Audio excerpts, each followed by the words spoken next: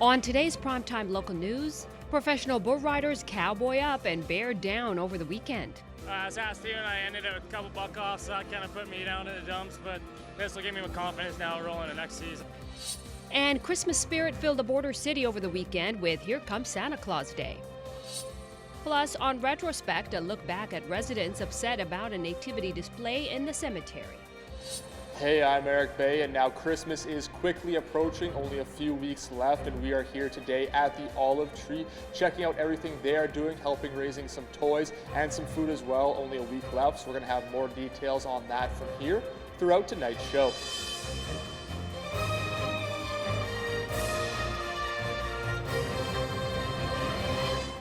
Prime time local news, serving the Lakeland and Midwest regions. Here Comes Santa Claus Day was once again a success. The event included many activities for people of all ages to enjoy. Our Braden Chernuchan was there to capture it all. Here are the highlights from this weekend.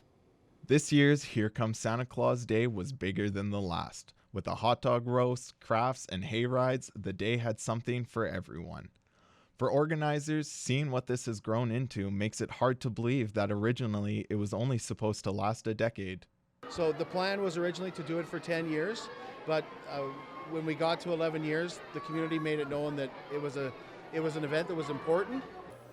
With so many activities, one could be busy for hours, but there's always two people that draw everyone back. That's the man that steals the presents and the man that delivers the presents. Santa gives us a free pass to the movie, and the Grinch gives us a free pass to Dairy Queen. Only kids. My kids, this is the first year they're actually not scared of Santa Claus, so it's a pretty positive experience for them right now. For the Jolly St. Nick, seeing the huge support from the community is the reason he comes back every year. Well, if you just look around here and see all these kits, that's what brings me back. Next year's Here Comes Santa Claus Day looks to add more activities while keeping everything free for families to enjoy. Braden Chernuchan, Primetime Local News. With winter approaching, the temperatures are dropping quickly, but for ski enthusiasts, there's brighter days ahead. Mount Joy is getting prepared to host the skiers and snowboarders of Lloydminster once again. Mount Joy has over 10 trails, and even though there hasn't been a lot of thick snow yet, they still have ways to get a head start on the slopes. We started making our man-made snow. We're getting our lifts and equipment all in good working order so that things are ready to go for the January 4th opening day.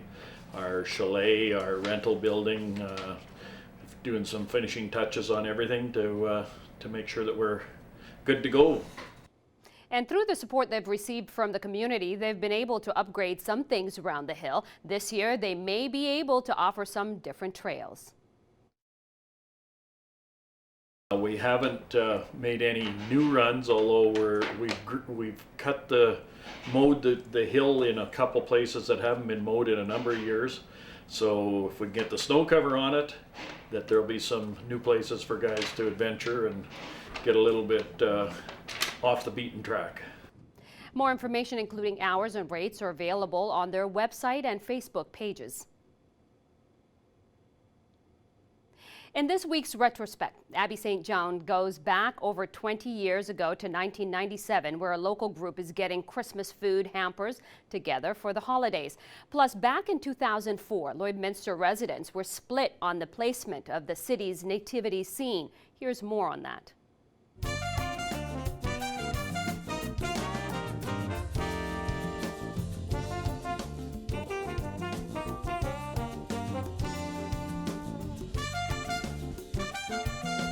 A lot of families rely on food hampers to get them by, especially during the holidays. Back in 1997, a group from Paradise Hill helped the Lloydminster Salvation Army put together food bank hampers. This is our busiest week of the year. We give the hampers out and the food comes in. With the help of a Paradise Valley youth group, officials with the Salvation Army in Lloydminster finished packing over 400 food hampers on the weekend. The Christmas dinners to go now sit waiting to be picked up. Dobson says on Wednesday and Friday, almost 450 local families in need will stop by to pick up their holiday bundle, but she worries that they can't reach everyone. I believe there are. And I believe that we're going to miss some because for the simple reason they won't come forward and let us know that they're in need. And I wish they would. Each bag contains everything to give people a traditional holiday meal, from cake, fruit, and coffee to turkey and fresh buns. And thanks to the support of the local community, the food bank will again be able to fill all its orders. Back in 2004, some Lloydminster residents weren't happy with the placement of the city's nativity scene. Janine Burns is one of many Lloydminster residents upset about the placement of the nativity scene. To the believer in Christ, this is a central focus of Christmas itself. Others disagree, saying they are glad to see the sign of hope displayed. You turn into the cemetery and you see the nativity, reminded of Christ and the story, and the reminder of the resurrection and the life that comes through Jesus. So from that point of view, it seems to me it's a wonderful place to put it. On the streets of Lloydminster, the issue is stirring up some mixed opinions. I did feel it was in poor taste. I would rather see it at City Hall. It doesn't bother me. No, you can put it where they want. We'd prefer to see it where it was viewed by more people, and we just to actually have to go to the cemetery to view it wouldn't be our preference. For this week's Retrospect, I'm Abby St. John. Retrospect this week is brought to you by Webb's Ford. Worth your while to drive the extra mile. Webb's Ford in Vermilion. And now we head back out to Eric Bay, who's on location today.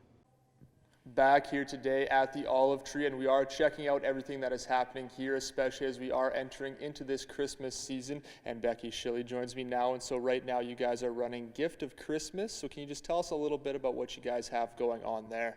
Yeah, this is our second year helping with that program, and so we provide gifts for kids that are nominated through the Salvation Army, Catholic School Division, Public School Division.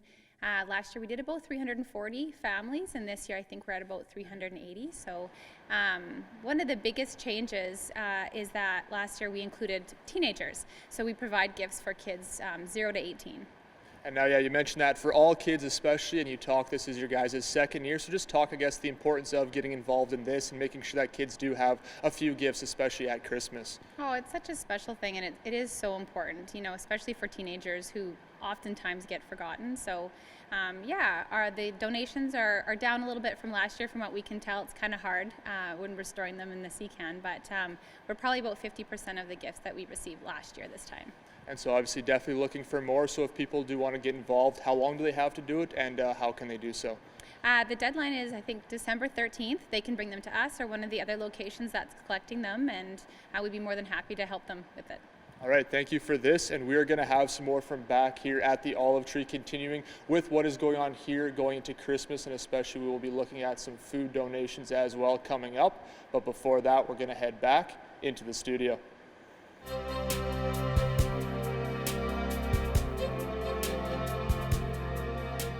It's minus 19 here in Lloydminster, and unfortunately that's how it's going to be for the next couple of days. Very cold, especially with the wind that we'll experience in the next couple of days. 12-kilometer-per-hour winds right now coming in from the northwest, making it feel like closer to minus 27 with that wind chill, which will be the trend for the next couple of days.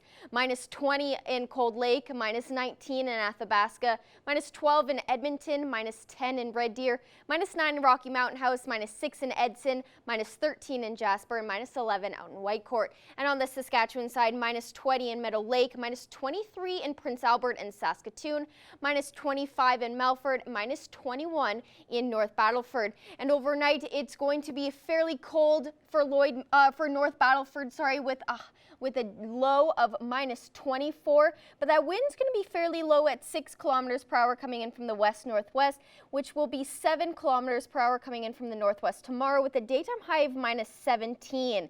In Cold Lake overnight, they will drop to minus 25, and that wind will be at 7 kilometers per hour coming in from the west, which will pick up to 9 kilometers per hour coming in from the north-northeast tomorrow, with a daytime high of minus 18.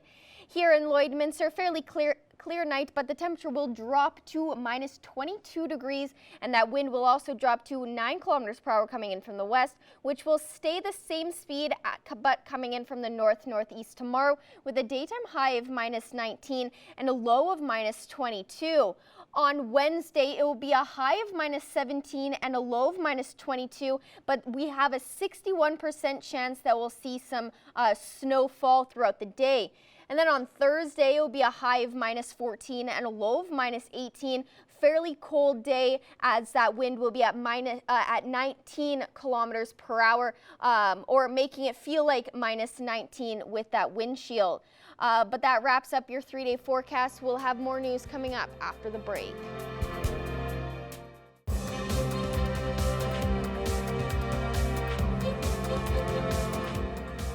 Saturday night saw the toughest Cowboys take on the top-ranking Bulls. PBR Canada made its second stop on the newest season in the border city, and the Bulls did not disappoint. Our Evan Kenny has more on the turnout of the event. Let's ride!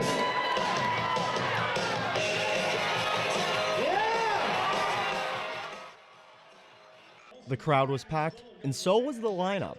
From all-time greats like Aaron Roy and Zane Lambert to current studs like Dakota Butter and Jared Parsonage.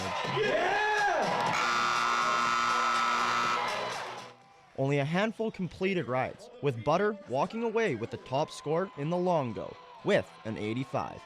Butter would continue his success in the short go, scoring a night high of 89. He is a good bull. I seen him a couple weeks ago, and he looked like he rode pretty good, so I was happy to get him in the short round. And just had to go do my jobs. All my buddies went ahead of me and made good rides, so kind of got me pumped up.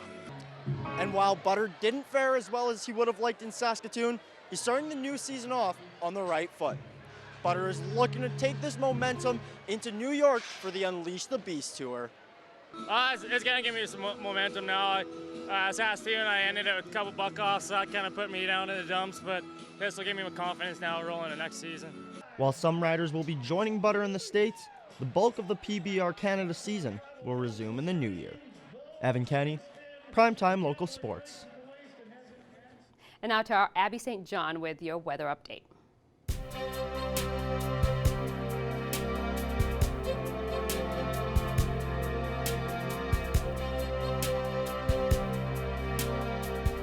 Thanks, Judy. Well, we may not be experiencing some snow just yet. We are experiencing some pretty cold temperatures, and we will be for the next couple of days. However, in Edmonton and the Vegreville area, they have been experiencing some snowfall over the course of the past couple of hours and into this evening.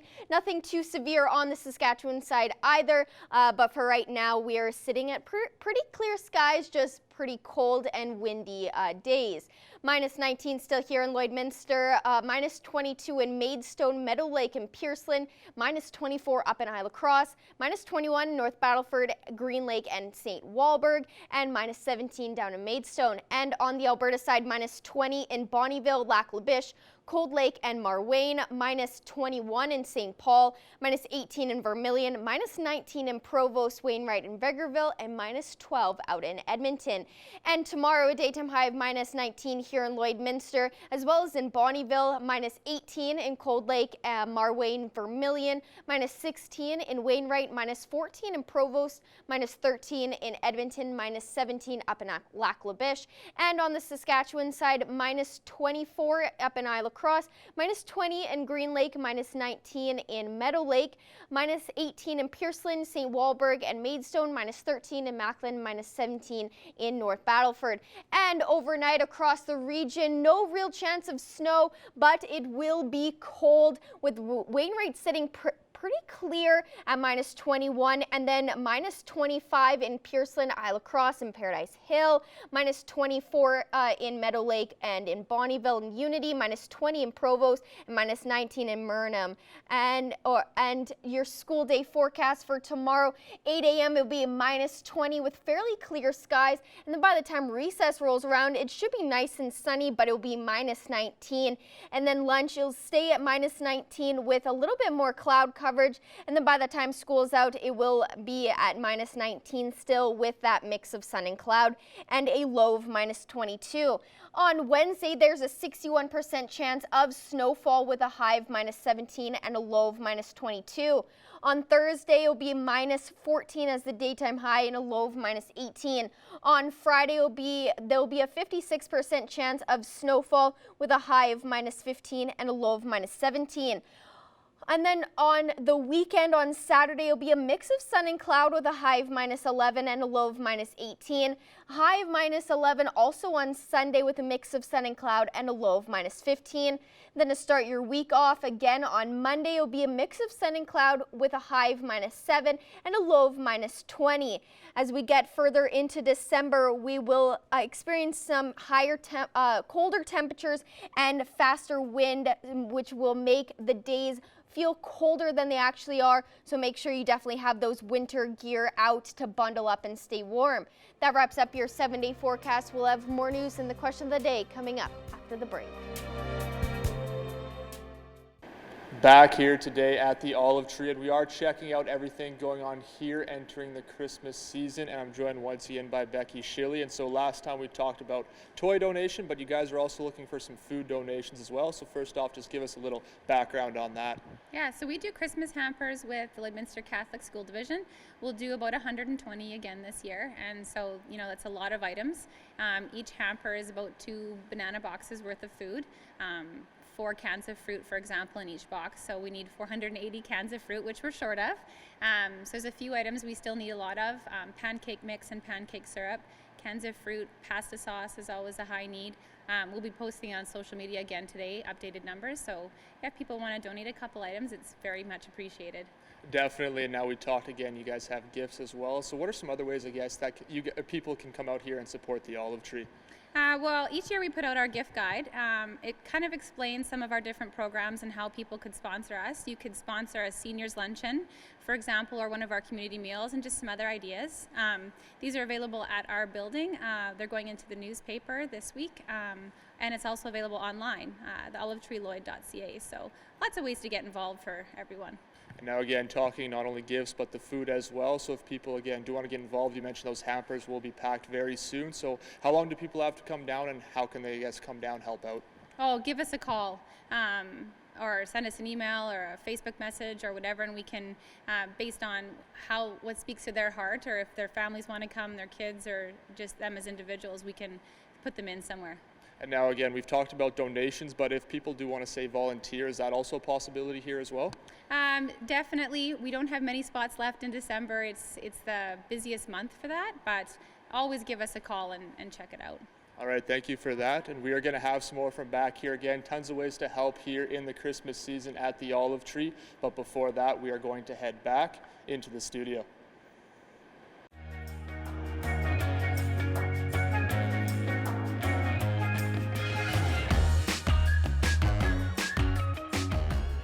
Well, it's that time again for question of the day, and of course we put a question out there for you. For over 50 years, Big Bird and Oscar the Grouch entertained us. As we remember puppeteer Carol Spinner, what are some of your memorable moments from Sesame Street growing up? I have to say all of them. And I remember him being, well, I don't remember him because I wasn't there then, but he was 35 when he decided he's going to be, the Big Bird, right? Yeah. And he said that it changed his life, and it was interesting because he said it gave him purpose being Big Bird.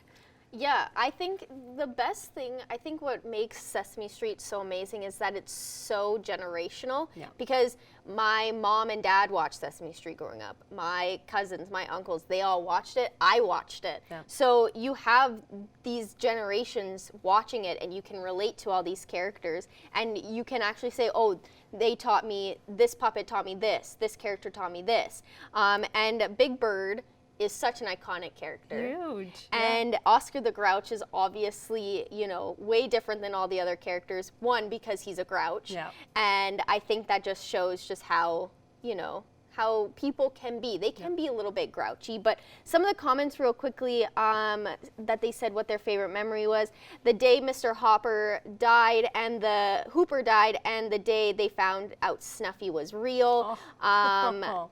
The time we got to see inside Oscar's garbage can. Yeah. When nobody believed Big Bird about Snuffy, they thought he was imaginary, and all of them was one of the so comments. Many great characters, yeah. So many people there, and so sad that he, Spinny died at 85. But That's what happens, right, in Yes. life, and what a great character. Anyway, now back to Pets of the Day, of course. Thank you for sending all your pets for a chance to win a gift card from the Pet Pad. It's a new week, so send us some more pics.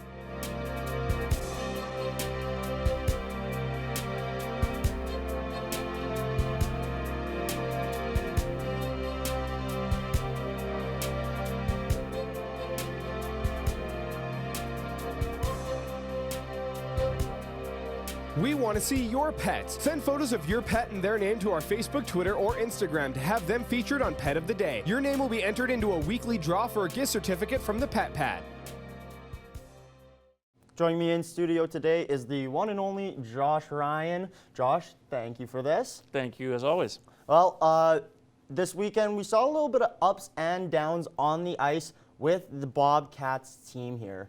Indeed, obviously you have the real bad setback to end the weekend against the Spruce Grove Saints. Obviously a tough team, a veteran team that's pretty recently won the league title, but again, it's not a great result after you get a big win in overtime just a couple of days ago against the Fort McMurray Oil Barons. It is still a sign that their play is improving. I mean, the last time we talked about the Bobcats, they've had a lot of these one-goal losses after almost going winless for a portion of October, November. They've now added a couple of wins in the past few weeks, so there is improved play there. They've kept just within reach of, mathematically keeping themselves alive for a playoff spot down the road if they could string together a few wins. But they definitely need better night-to-night results. You can get these big overtime wins. You can't lay a goose egg like that, or not a goose egg, but let's say a stinky egg, an egg that has no good smell coming from it whatsoever when you lose 7-2, even if it's on the road. For sure, and I mean, like you said, they were starting to get a couple wins here at the end of November, early December, and especially after that 5-4 win over Fort McMurray in a must-win game, taking it all the way to a shootout there after being down by a couple goals and just really battling. You want to follow those kind of games up with the momentum. Unfortunately, giving up 7 goals is not the way to do that, but I mean, I'm sure Nigel Dubé, they're at practice in this week, heading into the Bonnyville matchup. They're really going to be focusing on a couple key defensive aspects in their game. Absolutely, and that, as you said, it's a big game on Wednesday against the Pontiacs, obviously a geographical rival that they'll have to play against, but also a team that hasn't totally gotten to its own level of consistency yet, so maybe they can find that opening. And certainly the Pontiacs have had their way with the Bobcats in recent years, especially last season. So chance, if you want to gain some momentum before the Christmas break comes up here pretty quick, that'd be a good time to do it in the middle of the week. For sure, and like you said, it's a team that's still trying to find their identity as well. So absolutely. PBR was the other big weekend event, specifically in Lloydminster, thanks to the Winter Classic. It was here, Dakota Butter taking home the championship, and this was a bit of a rebound for him, is how I would understand it. For sure, after the PBR Canada final, just under a month ago in Saskatoon, where he was set up after the day one to be the eventual winner, but then he had 2 buck-offs. It was really big for him, especially in an event he wasn't actually planning on coming to this weekend, but because he is a Saskatchewan boy, he thought might as well try and get some early points in his season before he heads down to the U.S. for a little bit of their Monster Energy tour. But he had one ride of 80, scoring an 85, and one with a night high 89, which was just a phenomenal ride. And I mean, there's a couple phenomenal riders there between Aaron Roy, Jared Parsonage, Dakota Butter, just a really star-studded lineup there. And another star-studded lineup that's been in Lloydminster is the Rustlers. Yes, certainly 2 really good women's volleyball and basketball teams in town. The men's teams, while in playoff positioning, the women's teams are nationally ranked. The women's basketball team currently sitting atop the North Division. The women's volleyball team second in the division, but also within the top 15 at a 9-3 record. That's pretty good going into the break. We didn't expect them to drop really after the last weekend because they both maintained their win streak heading into the break, though there's maybe just a chance that the women's volleyball team might have dropped because they almost lost in 5 sets to the Wolves, who are, of course, an under 500 team. That being said, they were still able to pull off that win. Now it's an interesting second half shaping up for them, where they have a couple of easier weeks, and then all the toughest competition comes in the latter half. So this is a nice finish to the semester when we talked about, obviously, the win. Now they can also know their standing spot is assured. Now it's a question of how they recover over the course of the holidays. Now, Josh, what if they were to lose, one of these early games? How would that affect their playoff picture? Well, it would certainly knock them out of the ranking from the CCAA. As far as their playoff picture is concerned, the chances of them missing the postseason is almost a mathematical impossibility at this point because of how tightly knit the teams in the bottom half of the bracket are. There's 3 teams right now sitting at 4-8 between Grande Prairie, Keano, and Nate. I think Grande Prairie will definitely end up being the best of those teams. But in terms of where they finish, in terms of the first, second, or third in the North Division, they're only 2 wins back of first. They're also 1 win up on third. So there is a chance that if they have an early loss, that could affect them a little bit later. Well, I guess we'll just have to wait and see how these wrestler teams will finish up their season. In studio once again with the lovely Josh Ryan, and we're going to start it off talking about one Canadian who I guess excelled maybe a little more than others, winning the Lou Marshall Award. Yeah, Lou Marsh winner for 2019, Bianca Andreescu, wasn't really a shock for anybody considering how she won the U.S. Open, her rise from not being inside the top 50 back in January to finishing in the final 8 at the end of the WTA season. A really phenomenal run for her in 2019. Signs of more to come, hopefully, as many tennis fans are looking forward to.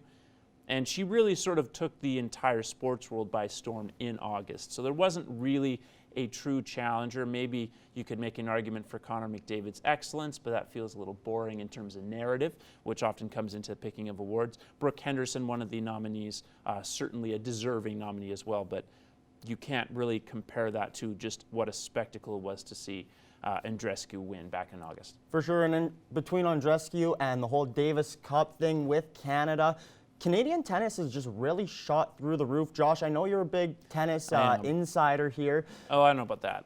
Well, we'll say it for the sake of the conversation. Yeah. But what do you think is the reason that it's been growing so much, I guess? Well, we've talked about it in previous years, even back when we had Gloves Are Off. Part of what's helped this rise is that sport development program they have in Toronto. They have the tennis academy there. That's been a big part of developing a lot of the guys that are playing as well as they are right now, including Milos Raonic, who obviously has had a great 4 or 5 years now on the circuit. Andreescu obviously is the latest to come from that. Aliassime is another one. And there's going to be more, I think. In the next 2 or 3 years, you're going to see a couple of other young Canadian tennis players pop up in the top 50, and who knows after that. But it's a great time to be a fan of Canadian tennis, and I think 2020 is going to be a big year, especially with Shapovalov bouncing back. For sure, and I mean, after this buildup of this year, I'm getting into tennis. Other people who possibly weren't into it beforehand are now, it's getting the attention it probably deserves now. Yeah. And of course, we'd be remiss to mention that Andreescu is not the only Canadian to win a big award this week.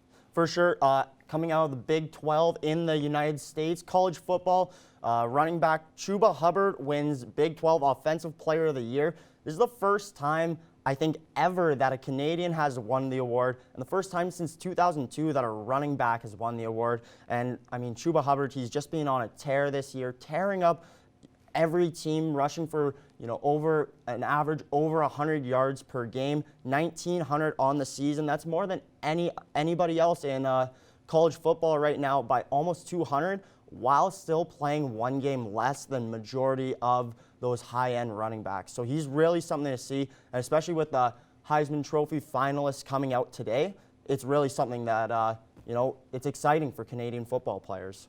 Absolutely, and it's bodes well for his future, obviously, heading into the NFL draft possibly in the spring. We have the football playoff coming up. I know lots of people will be excited about that. But for those who really aren't aware, there's not that many awards ahead of this one when it comes to conferences like that. So it is really significant to have a Canadian get to that point. For sure, and he beat out some amazing football players, including Jalen Hurts, who he is really high up there, and especially when it comes to Heisman talks as well, he's right up there as well. For sure. So that's something huge. Something not so huge, though, also for a Canadian team, has been the Raptors as of late. Yeah, a bit of a slide the past 3 games. To quote Alvin Williams, who I saw talk about this on radio over the weekend, you have to remember, one, that the 3 teams they lost to were all good teams, top-level teams in the league. 2 is that the Raptors are trying to figure out how to get Kyle Lowry back in the mix after he was gone for such a strong stretch of time. And 3, it's not like they got blown out in these games. All of these games came down to basically the final minute of play. When it came, specifically with the Miami game, it was an OT game, right?